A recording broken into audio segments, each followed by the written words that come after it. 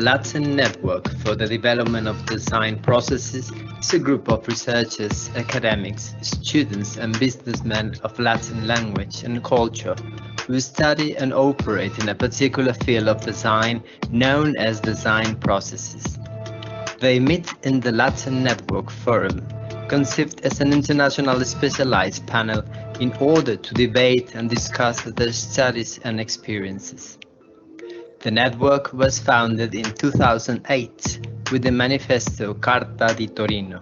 Since its very beginning, Professor Flaviano Celaschi, PhD, has been leading a team that, over the years, guaranteed the cultural and scientific focus of the members of the network, developing interinstitutional cooperation.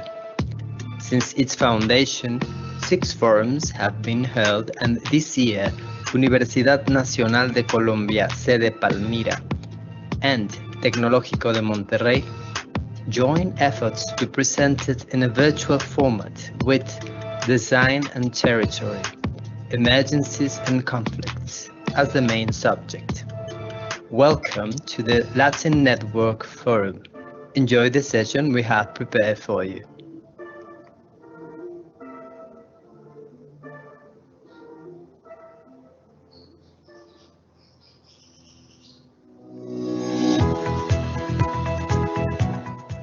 Manuel Lecuona, PhD in Fine Arts, is founder of the Master in Management, Design and Development of New Products at the Universitat Politécnica de Valencia, founding member of the IGD Design Research and Management Group, and coordinator of Module Design Management in the Bachelor Design Management at the Universidad Politécnica de Catalunya. Manuel is one of the founders of Trend Hall, an observatory of trends, as well as author of numerous publications including Furniture Trends in Paris, Milan and Cologne fairs since 1992. He's also external advisor, collaborator as an expert in design management at the Barcelona Design Center, the Technological Institute of Furniture, Wood and Ally, and international organizations in Mexico and other countries.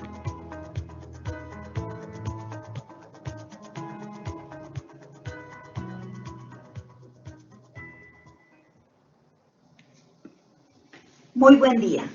Bienvenidos todos al desarrollo del 7º Foro Internacional de Diseño como Proceso, Diseño y Territorio, Emergencias y Conflictos. Ponentes Webinar. Con el desarrollo de estos webinars, para estar conectados, hablar y reflexionar acerca de diversos temas relevantes en nuestra disciplina. Yo soy Nélida Ramírez Triana, profesora asociada del Departamento de Diseño de la Facultad de Ingeniería y Administración de la Universidad Nacional de Colombia, sede Palmira, y coordinadora de este evento. Este foro se realiza gracias a la colaboración de la Escuela de Arquitectura, Arte y Diseño del Instituto Tecnológico de Monterrey, a la Unidad de Investigación en Diseño Avanzado del Departamento de Arquitectura de la Universidad de Bolonia, a la Red Latina de Procesos de Diseño y a la Facultad de Ingeniería y Administración de la Universidad Nacional de Colombia, sede Palmira. Para el día de hoy, 24 de junio del 2020, nos acompaña a las 9 de la mañana Manuel Lecuona, con la conferencia en español, El Sistema de Políticas de Diseño. A las 10 de la mañana, Andrés Sicar, con la conferencia en español, Diseño es comerse la vida. A las 11 de la mañana, Terry Irving, con la conferencia en inglés, COVID-19. La difusión y la respuesta en los Estados Unidos a través del lente del diseño de transición. A las 12 del día, Alejandro Echeverry, con la conferencia en español, Diseño de ciudades equitativas. A la 1 de la tarde será el panel de discusión acerca del futuro del diseño en el territorio, teniendo en cuenta la pospandemia. En este instante les doy la bienvenida a la conferencia El sistema de las políticas de diseño y les presentaré a don Manuel Lecuona López, un valiosísimo ser humano, quien es un referente académico muy reconocido en los temas de investigación, innovación y gestión de diseño en diferentes latitudes, especialmente en Europa y en Latinoamérica. Manuel es un académico riguroso, apasionado por el mundo del diseño. Es acucioso y no es celoso con el conocimiento. Por el contrario, lo divulga, lo comparte, lo promueve, creando altos estándares en la disciplina. Manuel presentará su conferencia y posterior a ello habrá una sesión de preguntas y respuestas de 10 minutos. A lo largo de la conferencia pueden enviar sus preguntas en el icono del signo de interrogación. Gracias.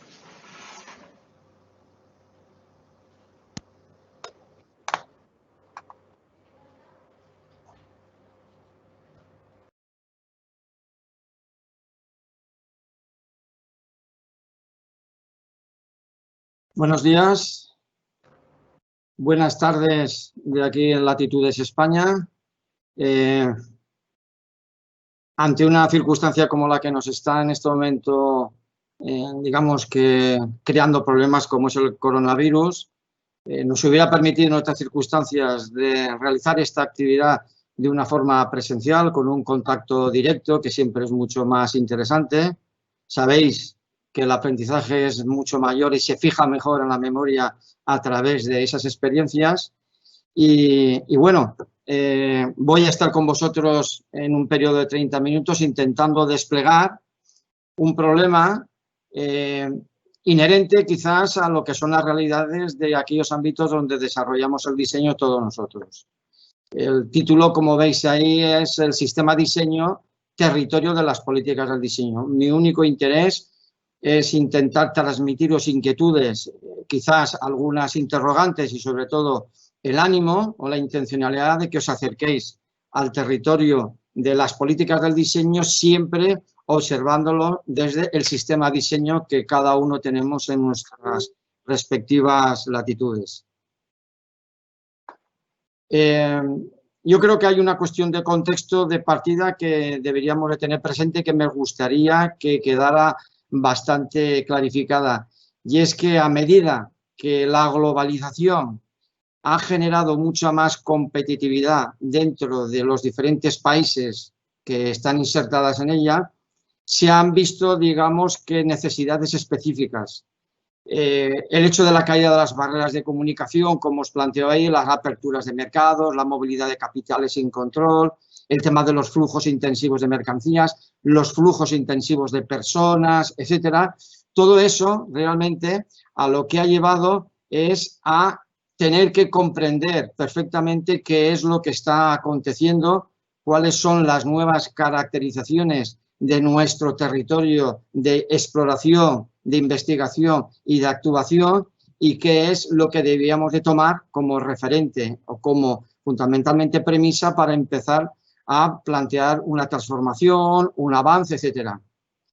Remitiéndonos a un trabajo muy importante de prospectiva de los años 90, finales de los 90, cuando ya se planteó en aquel periodo una primera catarsis dentro de la globalización, que era cuando los ordenadores en teoría iban a suspender su actividad porque pasábamos a la fecha 2000, cuando habían sido todos ellos programados con el 1900 como hecho de fecha para todos los programas.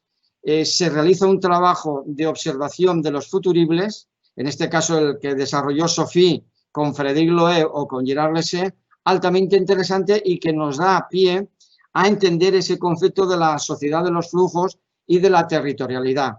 El gráfico que os muestro es un gráfico que desarrolla ese trabajo de investigación que acaba en el 2008 como la fecha de la entrada al siglo XXI, y es al final de esa etapa donde plantean ese término, esa cualidad que creo que es interesante a la hora de definir nuestro territorio. La globalización es un territorio de flujos, donde todo se mueve a velocidades, a intensidades y a volúmenes que hasta el momento no habíamos sospechado. Y ese es un territorio normal con el que realmente tendríamos que interactuar nosotros a la hora de poder definir, prefigurar políticas de diseño, pues para conseguir una mayor inserción dentro de una sociedad, para conseguir un mayor nivel de bienestar, para conseguir que económicamente tuviéramos entornos mucho más factibles que nos dieran lugar a tener economías más sostenibles. Yo, siguiendo ese planteamiento, he desarrollado, digamos, las segundas décadas, las décadas que sería hasta nuestra fecha tal, en la cual dentro de la sociedad de los flujos aparecen las disrupciones que estamos en este momento sufriendo, como son esas culturas populistas o civilizaciones populistas a través de la discrepancia que hay o, digamos, diferencia entre ricos y pobres y a partir de las culturas tribales que van surgiendo. Fijaros que en la base de la pirámide del esquema modificado con respecto al del final del siglo XX aparece uno de los flujos como quizás predominante, que es realmente los flujos que hablan de la distribución.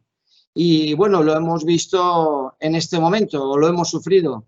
Hemos sufrido un flujo que nadie había previsto, ni siquiera, por ejemplo, ese trabajo, como era el impacto que podían tener los flujos a través de virus o a través de cierto tipo de patologías que se iban a mover con una facilidad terrible. Nada más que tenéis que ver es cómo se ha movido la pandemia, cuál ha sido el gráfico, el mapeado de la pandemia, coincide exactamente con el mapeado de los flujos aéreos en los diferentes aeropuertos. Bueno, dicho esto, el diseño entonces en este momento se está considerando como un recurso a fortalecer para que las industrias locales realmente vuelvan a tener una cierta economía. Por lo cual el tema de las políticas del diseño parece ser, va a tener, digamos, una importancia en las próximas décadas para abordar y atacar esa problemática. Digamos que el interés por las estrategias de cómo promocionar el diseño y cuáles han sido las ventajas, pues podrían ser perfectamente identificables a través de las 6 variables que os planteo. Se han convertido en factor estratégico, ¿por qué? Porque han permitido perfectamente comunicar y entender cuál es el valor del deseo, han promovido en los sectores industriales ese aspecto, han potenciado el diseño, vemos que el diseño ya está insertado en muchas y múltiples dimensiones, se plantea también como base para un crecimiento sostenible, para un incremento de la caracterización del bienestar y fundamentalmente para promover e integrar los negocios, el business y sobre todo lo que ha sido más característico de las últimas décadas, la innovación vista y observada a través del diseño. Pero a medida que hemos visto que estas estrategias de políticas de diseño con su proliferación aparecen y surgen, es cuando realmente se empieza a activar la investigación en este campo. El poder analizar, el poder observar con mayor profundidad toda la fenomenología que realmente puede acontecer. Fijaros, os muestro un gráfico que ya veremos más a posteriori, no voy a hablar de él de ahora, solamente me gustaría que observarais cómo en la banda inferior hay, digamos, 4 mapas. El de arriba sería el mapa que define las políticas quizás de los países primeros, de los países más desarrollados, y lo podríamos mapear ahí en las diferentes dimensiones que caracterizan esas políticas, y abajo lo tenemos establecido en diferentes países. El del primero de la izquierda creo que es Dinamarca, el del medio es Flandes, el tercero es Flandes y el cuarto es el Reino Unido. Observar que esos mapas son muy iguales, que esos mapas tienen casi la misma geometría, tienen casi la misma intensidad en cada una de las variables de las políticas. Es decir, que a medida que realmente hemos visto cómo han proliferado, cómo se parecen, necesitamos, digamos, que investigar.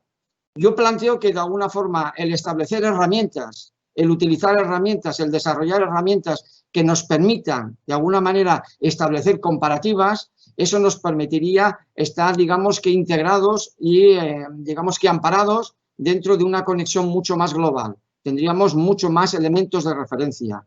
Por otra parte, lo que dice Wilkins es que contrastar y evaluar realmente la información de esas diferentes políticas va a permitir tener prerequisitos que nos ayuden a poder llevar políticas mucho más exitosas, adecuadas a lo que sería la realidad de cada uno de nuestros entornos.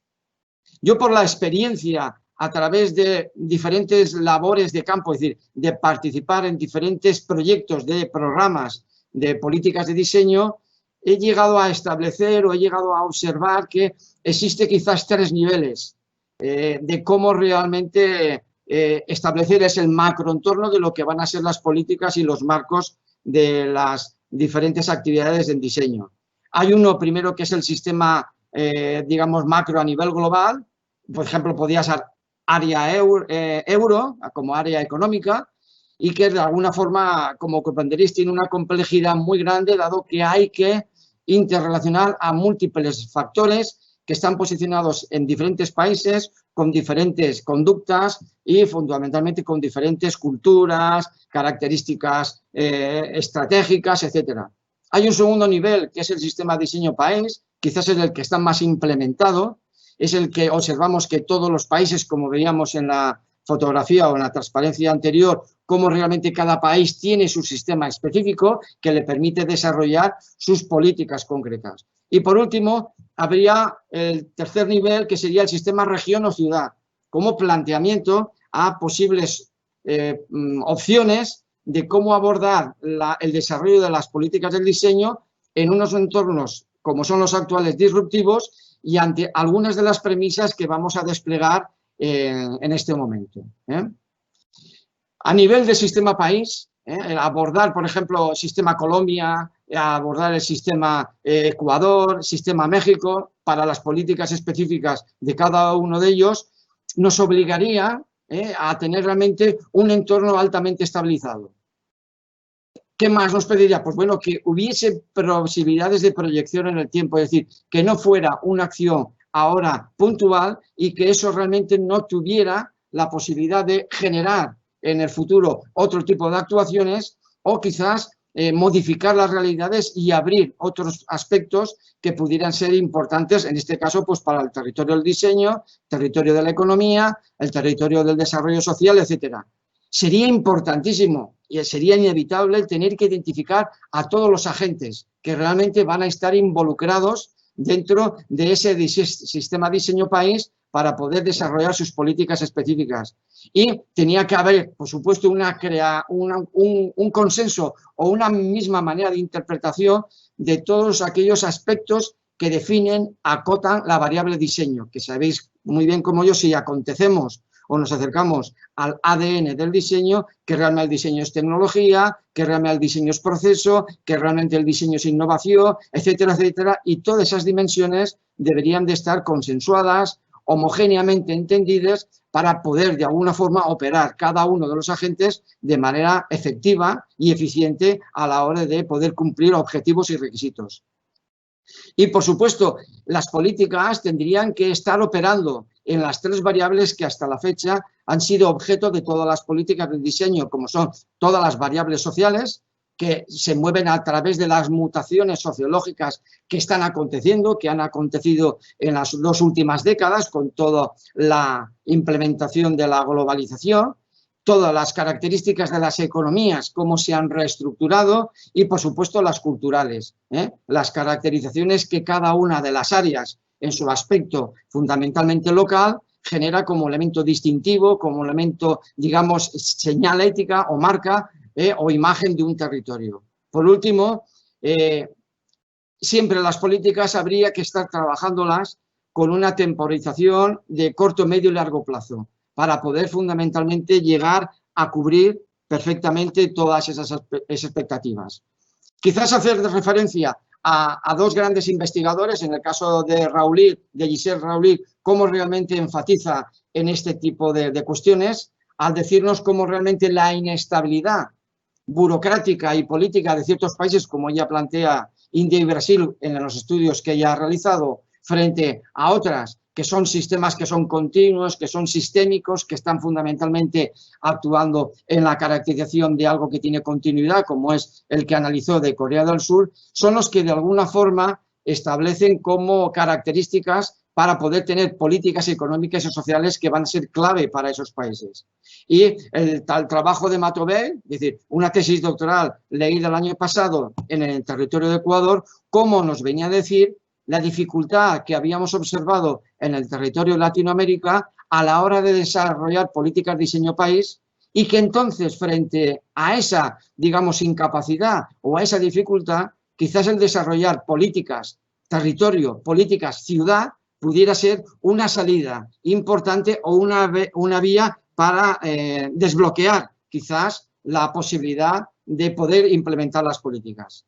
Bueno, en el tema del micro, que sería el tema de la ciudad, y en el tema de la región, ¿qué es lo que nos exigiría? Yo la experiencia que he tenido es que hay que tener una rápida ejecución de los objetivos estratégicos que nos hayamos planteado. No podemos dilatar, no es como la del país, que sí que podemos ir realmente a una dilatación en la consecución, porque son quizás dimensiones bastante amplias. En el tema de una ciudad, en el tema de una región, son realmente muy específicos, muy concretos, muy acotados. Hay que, con el tiempo, trabajar de una forma estricta.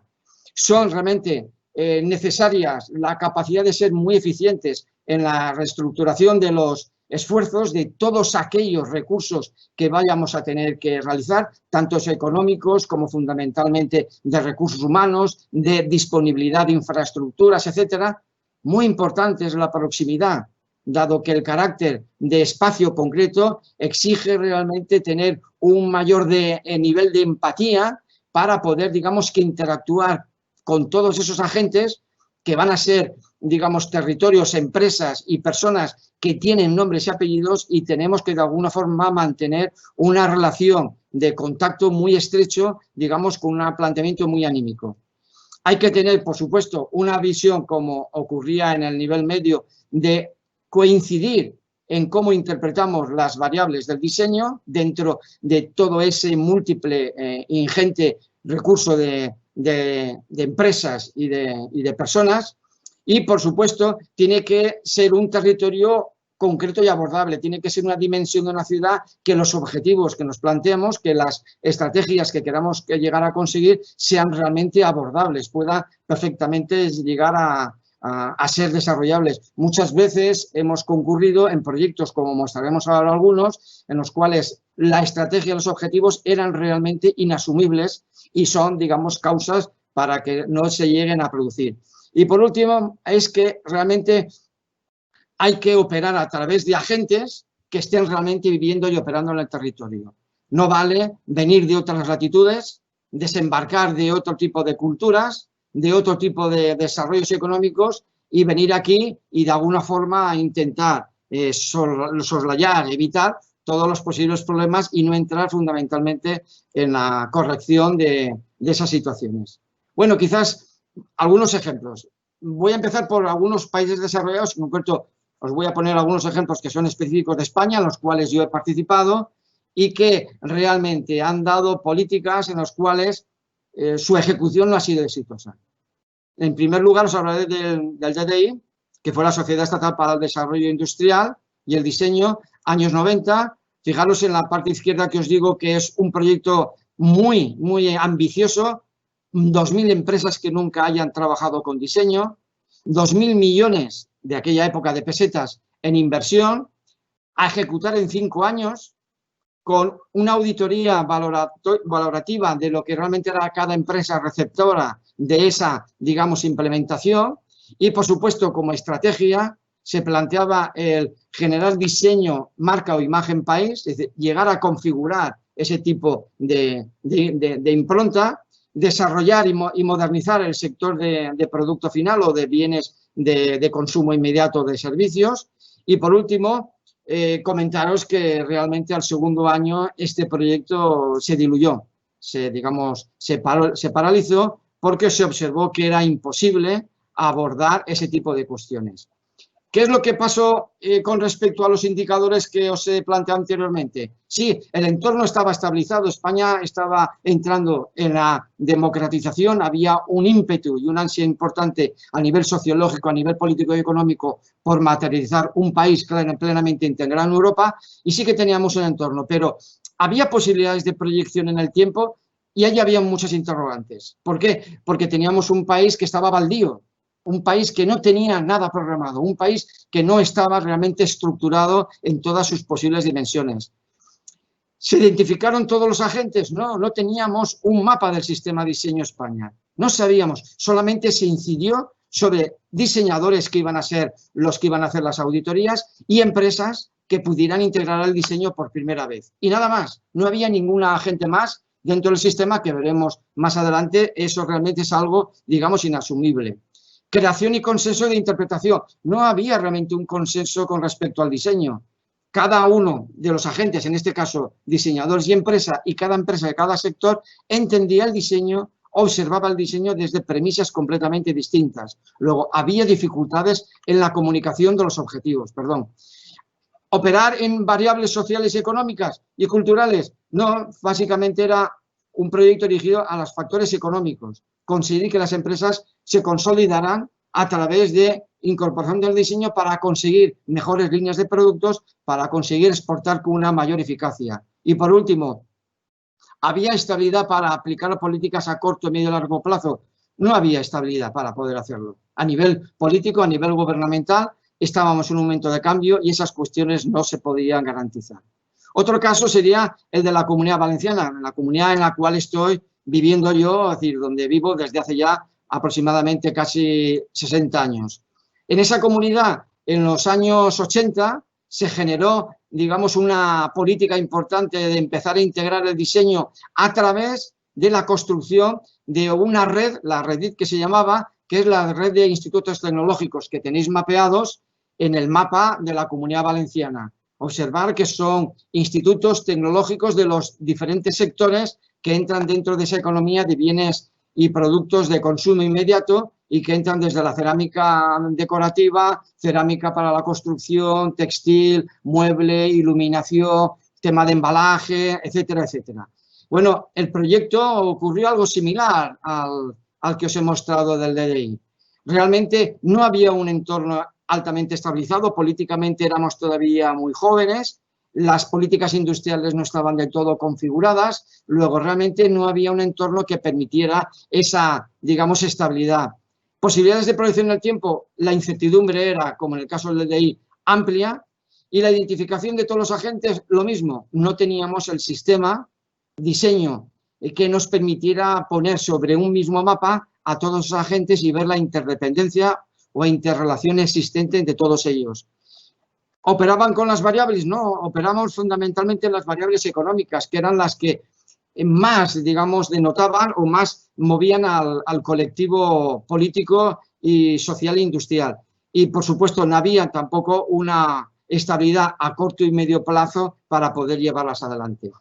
Un tercer ejemplo que os mostraré es el que se desarrolla en Asturias a través de un proyecto que se denomina Predica y que desarrolla la IDEPA como instituto y que de alguna forma aúna a 4 centros tecnológicos de toda el área geográfica que veis ahí, que es Cantabria, Galicia, Castilla-La Mancha, Castilla-León, que me diga, etcétera, como territorio donde se va, digamos, a desarrollar. La primera parte, que fue en el 2006, trabaja con la idea de integrar el diseño a nivel operativo.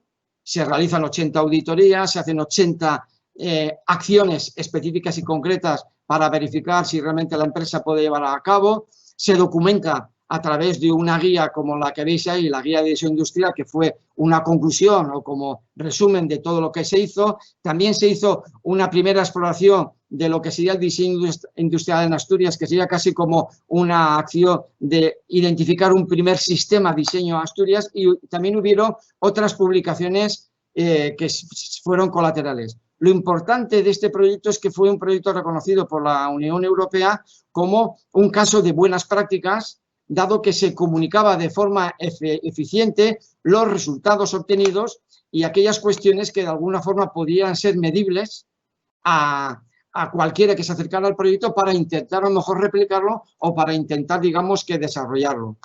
El hecho de que el proyecto Predica fuera un proyecto que sí que tuviera, digamos, un éxito, por lo menos en los puntos que vimos anteriormente, dio lugar a que en el 2009 se hiciera una segunda parte, que sería conseguir que ese tejido industrial que había incorporado el diseño a nivel operativo lo pudiera incorporar a nivel estratégico. La cuestión es que coincide con el periodo en el que realmente se genera la crisis del 2008. En el 2009 ya no quedaban ni la mitad de las empresas que participaron en el proyecto Predica, y eso dio lugar a que vierais que toda la valoración de ese proyecto dentro de lo que sería el sistema país a través de esa región no permitiera tener los indicadores, digamos que significativos.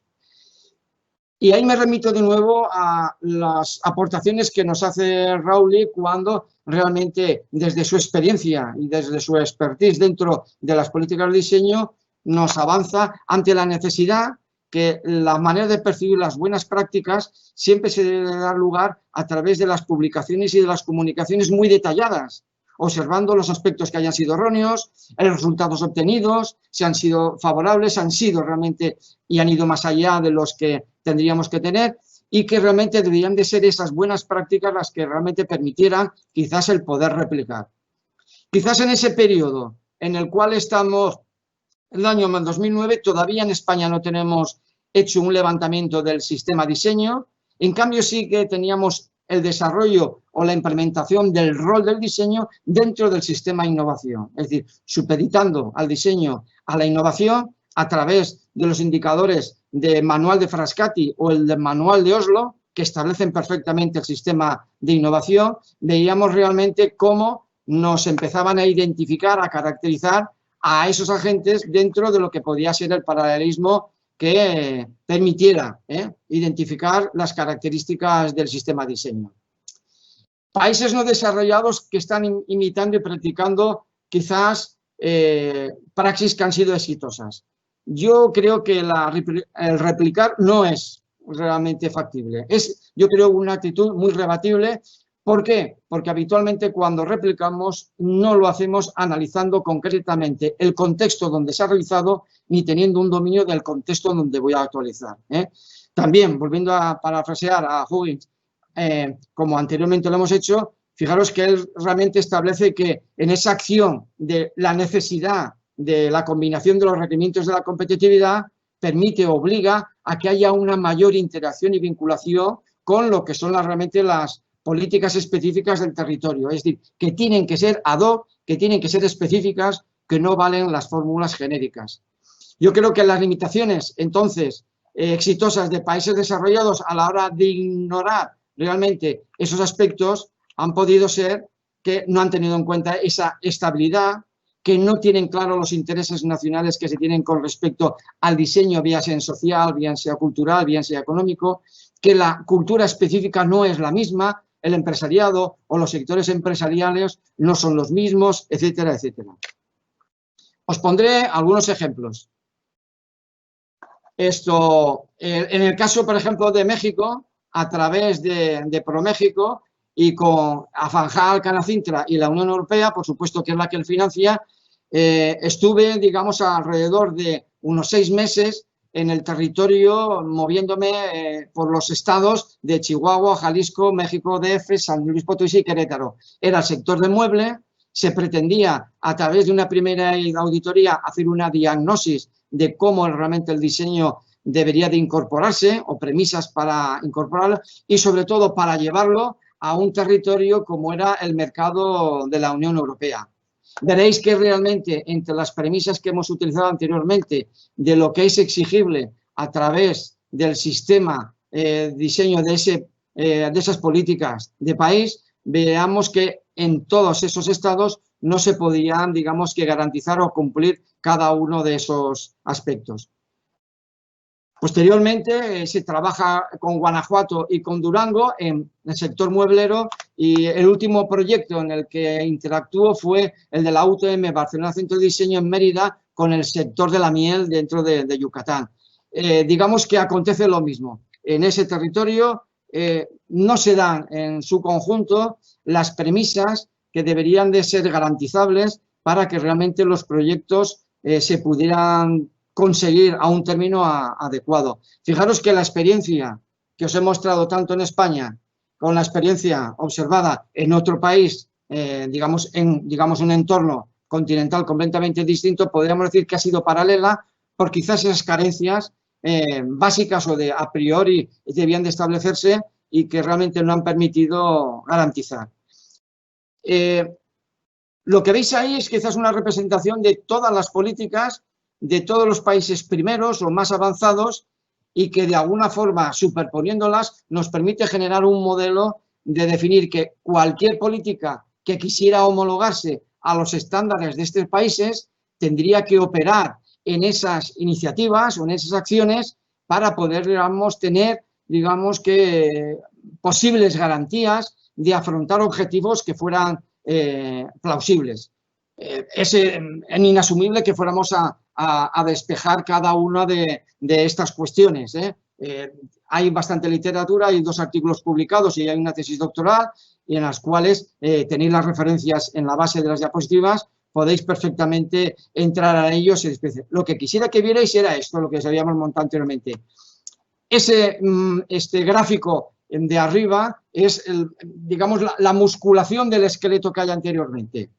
Ese esqueleto que veis aquí está musculado a través, fundamentalmente, en cada uno de esos países, como hemos dicho, el hecho de Dinamarca, el hecho de Finlandia, el hecho de Flandes, el hecho del Reino Unido. Fijaros que son muy iguales, pero claro, todos ellos son coincidentes porque realmente existen unas premisas en sus caracterizaciones, en sus orientaciones, tanto como factores económicos, como factores culturales, como cultura empresarial, etcétera, etcétera, modelo país, etcétera, concepto de bienestar, que dan lugar a priorizar aquellos aspectos que están integrados en cada una de las áreas que específicamente definen el territorio de cada una de las políticas.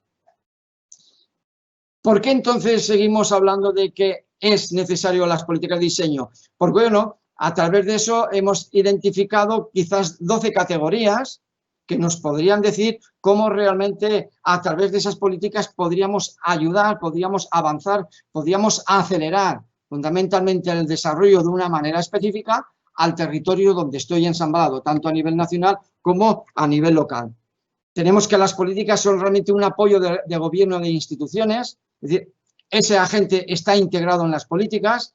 Ya veremos que en el caso de Latinoamérica quizás no son tan gubernamentales, son más de instituciones privadas o semiprivadas. Hay una sensibilización y educación de las empresas por el tema del diseño, es decir, a las empresas se les obliga a implementar su cultura con respecto al diseño y, por supuesto, hay una sensibilización hacia promocionar fundamentalmente el diseño. Y cuando estamos promocionando el diseño, no solamente lo promocionamos en el ámbito comercial y económico, sino también lo estamos promocionando en el ámbito cultural. Fortalece y fortalecería la política del diseño tanto la educación de los diseñadores como los temas de investigación, dado que debería de ponerse en función de los objetivos de esas políticas, por lo cual entonces observaríamos que existe un apoyo implícito tanto a centros tecnológicos como a universidades, dado que son aquellas instituciones que configuran parte de esa caracterización del sistema de diseño. Se fortalece la investigación, como hemos comentado, y muy importante, la consultoría, el acompañamiento a las empresas o a los conjuntos o tejidos empresariales es una clave importante. Es una de las conexiones o una de las interdependencias donde realmente coinciden en mayor medida tanto el gobierno, tanto las universidades, tanto los especialistas en diseño, tanto la política de sensibilización para conseguir fundamentalmente ese cambio específico de una empresa en particular en un territorio concretamente significado. El tema de la protección intelectual como caracterización de imagen país, marca país, que de alguna forma potencia la diferenciación y como conocimiento que da lugar a esa idea de protección, y el hecho de la organización, de la relación a generar dentro de los profesionales del diseño, de los especialistas en diseño, para que realmente puedan operar de forma interactiva y de una forma potente con los diferentes colectivos del sistema diseño. Por supuesto, las políticas generan identidad país, generan marca país, marca región, marca ciudad, lo que queráis. Se incorporan las artesanías y yo diría más, quizás deberíamos decir, se incorporan más las industrias creativas y culturales como espectro importante donde el diseño tiene una presencia significativa, por lo menos es relevante en su desarrollo, y por supuesto da lugar a la internacionalización de los servicios de diseño, a conseguir que los servicios de diseño no sean solamente servicios locales, sino que sean servicios que pueden estar en cualquier latitud del planeta, y al contrario, que los servicios del diseño dentro de la política de mi ciudad, de mi región o de mi país puedan ser exportados hacia territorios foráneos. Podemos llegar a concluir, digamos, 3 aspectos que pudieran ser significativos.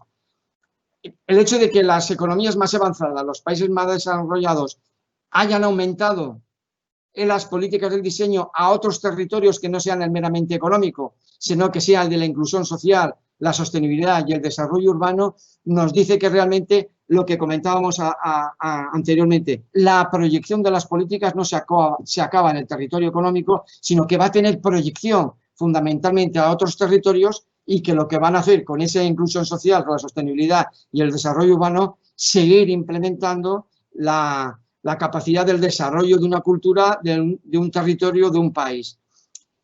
El país, digamos, promociona el diseño. ¿Qué es lo que está consiguiendo de una forma principal? Pues el aumento de la conciencia del diseño entre las empresas y fundamentalmente entre aquellas que son manufactureras y que van a tener, digamos, una implicación importante en el desarrollo económico.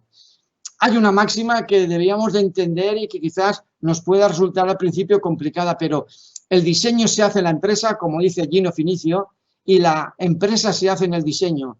Y todo lo que no sea trabajar en ese binomio o en esa acción circular de interdependencia entre empresa y diseño es ubicar al diseño en territorios que son resbaladizos, son de arenas movedizas y son territorios que realmente no modifican, no cambian el territorio.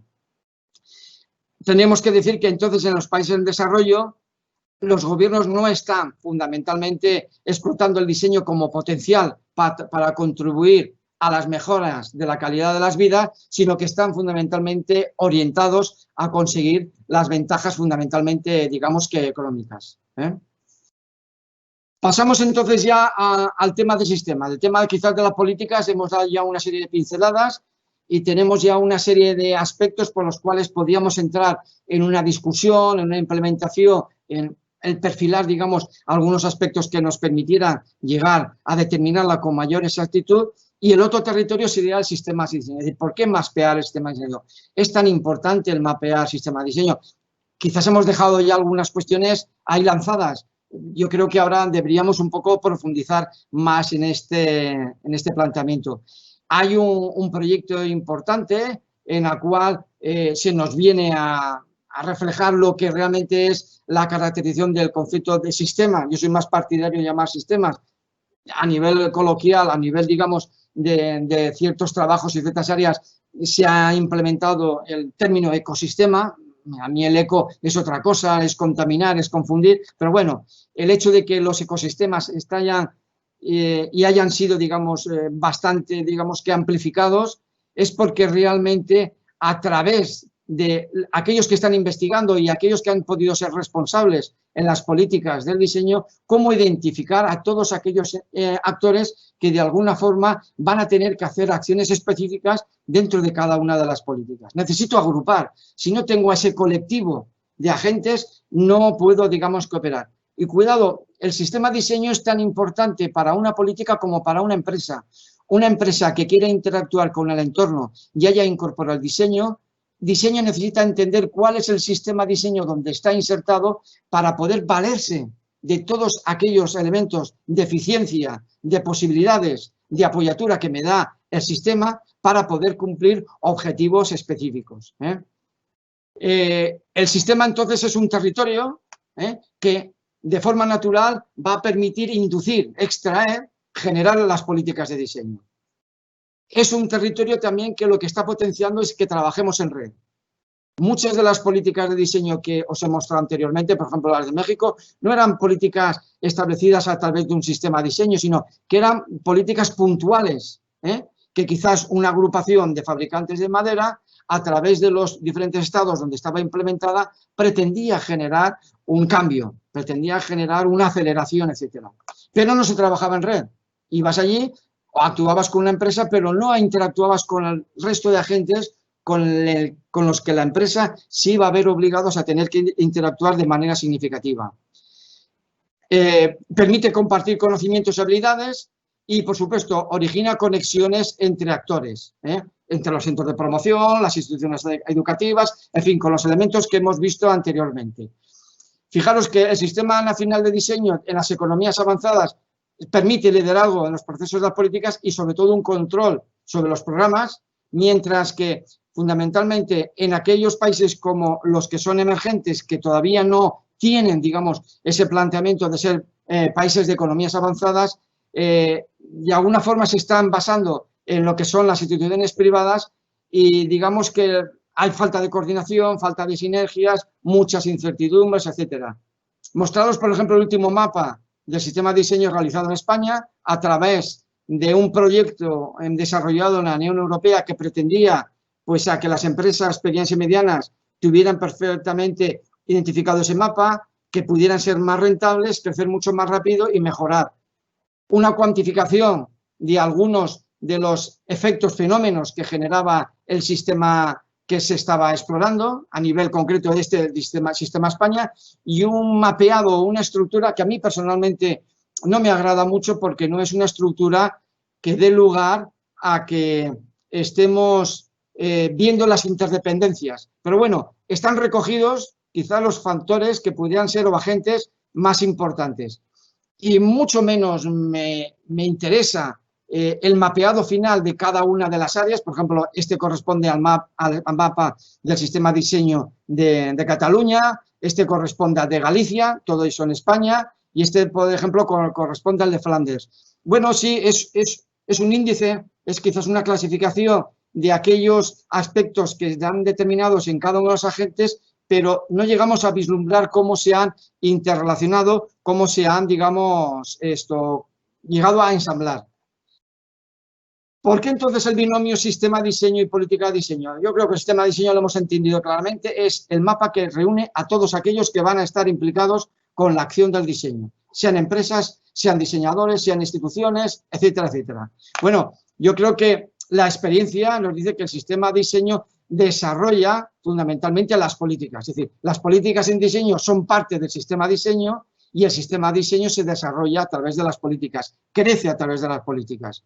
Bueno, ahí nos dice Embord cuando habla que el esfuerzo coordinado es conducente a políticas innovadoras, o Rowley cuando de nuevo nos dice que los esfuerzos políticos relacionados con la promoción de diseño deben de estar fundamentalmente interactuando en esas políticas de educación, desarrollo de bienestar, etcétera, etcétera. Segunda cuestión, por los equilibrios y las carencias entre los agentes que se puedan dar, sería importante un enfoque integrador.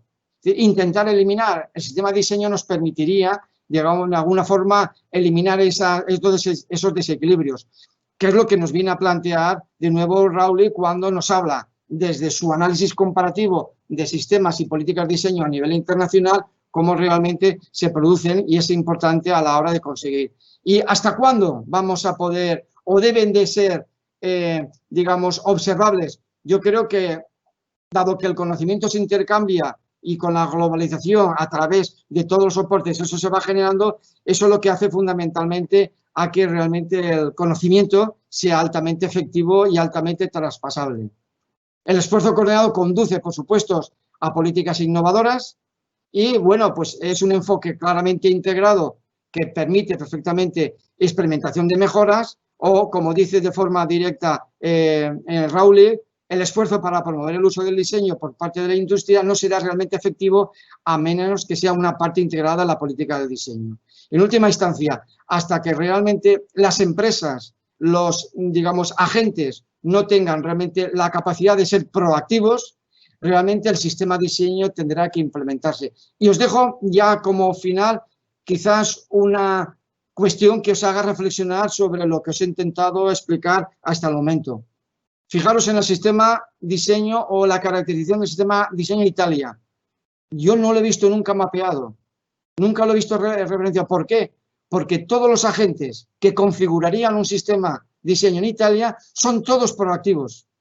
Entonces, la proactividad no les obliga a construir el mapa por el cual les diga cómo me relaciono, de qué manera lo tengo que hacer y con quién me tengo que relacionar. Eso está ya incorporado en su ADN, está ya realmente integrado en su ADN. Bueno, y era esto en principio lo que os quería de alguna manera comentar y poner en conjunción con todos vosotros. Y ahora me he quedado no sé dónde.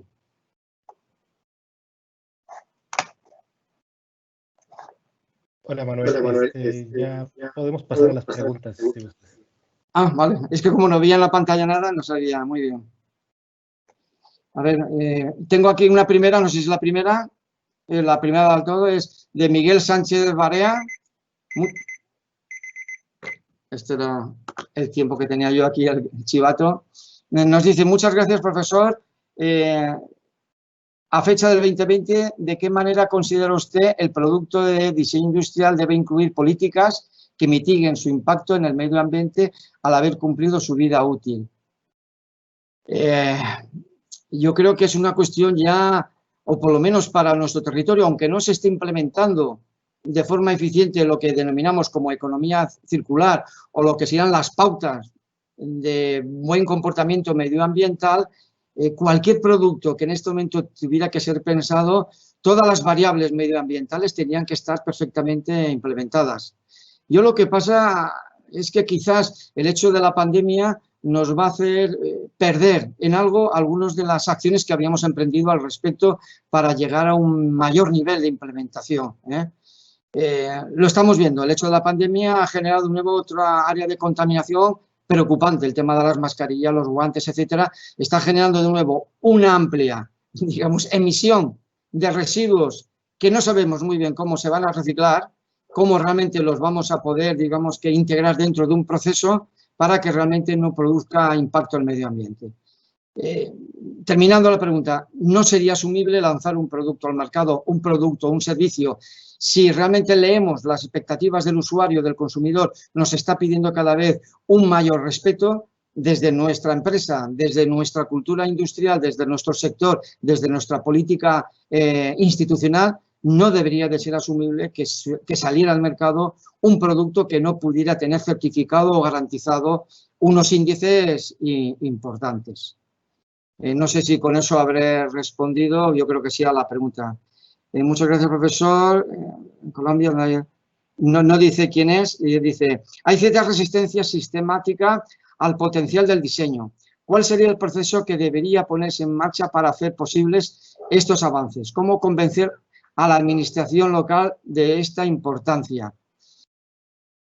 Claro, es que es el problema, que de alguna forma detectábamos, estamos integrados dentro de una economía que todavía no llega a incorporar los ítems que han generado las economías más desarrolladas, cuando el diseño se ha integrado a través del desarrollo de la revolución industrial, pasando por todas sus etapas, buenas y malas, y ha llegado un momento dado en el cual realmente la necesidad de tener una actitud y una mentalidad mucho más respetuosa, ya no solamente con el medio ambiente, sino con el entorno social, con el entorno cultural, el diseño se ha convertido en un entorno de valor.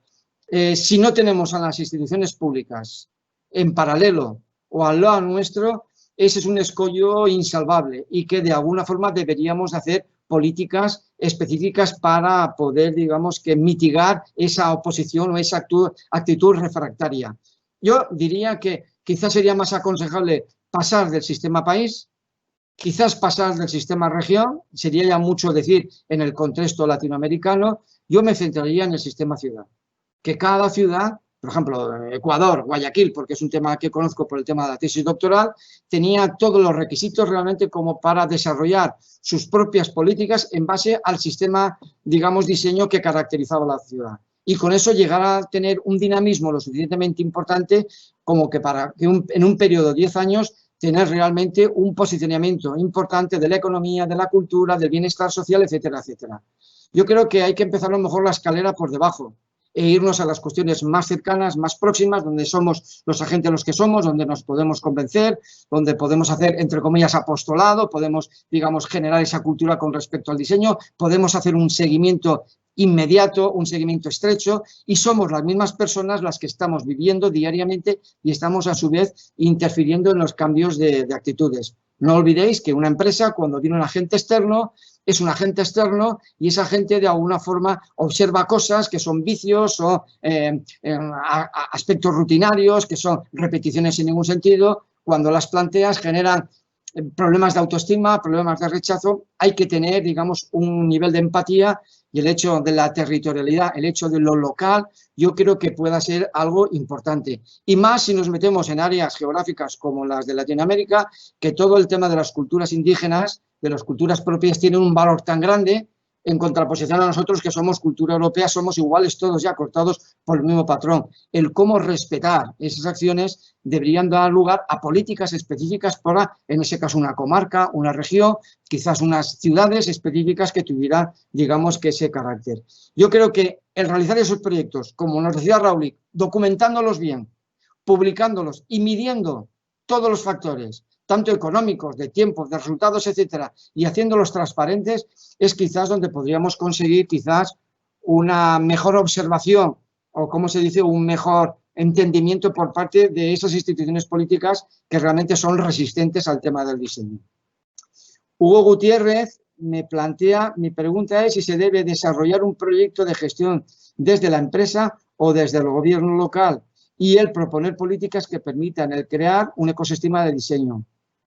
Bueno, creo que te he podido responder ya anteriormente, pero te diría, una empresa per se debe de tener la capacidad como para desarrollar un proyecto específico de integración, el diseño a sus características, a su momento, para llegar fundamentalmente a un determinado punto de desarrollo para aumentar el nivel, digamos, de crecimiento dentro del tejido económico y el tejido industrial. Pero también puede ser perfectamente una dinámica a llevar dentro de lo que sería lo que hemos comentado anteriormente, un aspecto evidentemente local. Una ciudad que pueda y debe tener las posibilidades de poder realizarlo. Yo creo que cualquiera de las dimensiones que hagamos es, digamos, que ejecutable. Ya os decíamos, el resultado de la conclusión de la tesis doctoral era que encontrábamos mucha dificultad, por supuesto en Ecuador, pero extrapolable a algunas mediciones que hicimos en países, más que nada próximos, que la dificultad de la implementación de las políticas nación, véase políticas país, generaban muchos problemas, ya solamente por los diferentes desajustes que hay entre las diferentes áreas regionales. Os puedo comentar, en España, os he mostrado un mapa, tenemos, digamos, diferentes autonomías y no todas entendemos igual diseño. Por eso la política del DDI fracasó. Por eso la política del DDI no pudo implementarse, dado que no estaba diseñada, valga la redundancia, para poder desarrollar esa polifonía a nivel de diferentes niveles de intensidad. Pero vuelvo a repetir, yo incentivaría que una empresa de forma particular generara ella las iniciativas de integración y ella misma levantara el ecosistema que para sus necesidades definiría el ecosistema de diseño para poder permitirle el superar ese tipo de acciones. Si esa acción es posible, perfecto. Si eso es posible encima en un sector, es decir, somos fabricantes todos, yo qué sé, de muebles, por ejemplo. Pues bueno, somos el fabricante de muebles, como tal el fabricante de muebles, somos un clúster, como tal clúster podemos ir a través de una ciudad o una región o interregionalmente realizarnos un mapeado del sistema de diseño que nos es beneficioso y específico a nuestro marco de actividad y a partir de ahí poder impedir, demandar o exigir una política tanto a nivel público como pudiera ser a través de otras instituciones como con las que he trabajado, por ejemplo, en México, en su época Bancomex, etcétera, eran instituciones financieras que apoyaban fundamentalmente el desarrollo del diseño como valor comercial. Manuel, muchas gracias por tus respuestas. Vale, muy bien.